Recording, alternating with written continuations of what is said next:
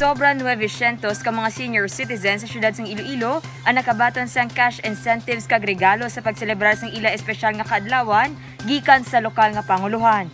Ginkalipay sang 976 ka mga tigulangan sa syudad sang Iloilo ang pagbaton sang cash incentives kag regalo sa ila pagselebrar sang ila espesyal nga kaadlawan. Sa idalom sang Ilonggo Centenarian Ordinance kada tuig, ang mga senior citizens nga nagaselebrar sang ila ika-80 anyos nga kaadlawan ang makabaton sang 10,000 pesos. Samtang ang mga katigulangan naman nga nagaselebrar sang ila ika-90 nga tuig ang makabaton sang 20,000 pesos. Kag sa isa ka gatos nga tuig, sarang man sila makabaton sang 50,000 pesos.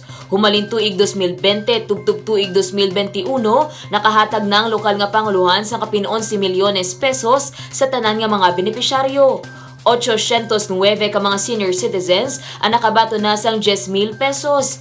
155 naman ang nakabato na sang tig 20,000 pesos. Kag 16 naman ang nakabato na sang tig 50,000 pesos. Ang paghatag sa mga regalo kag cash incentives sa paglabot sa malawig nga tuig sang isa ka Ilonggo ang ginaselebrar kag ginakalipay man ni Mayor Jerry Treñas. Sa mga Ilonggo nga may palamangkutanon kag luyag mag-avail sa sini nga programa, sarang lang magpadulong sa Iloilo City Hall ground floor kag magpadulong lang sa Office of the Senior Citizens Affair o kun OSCA.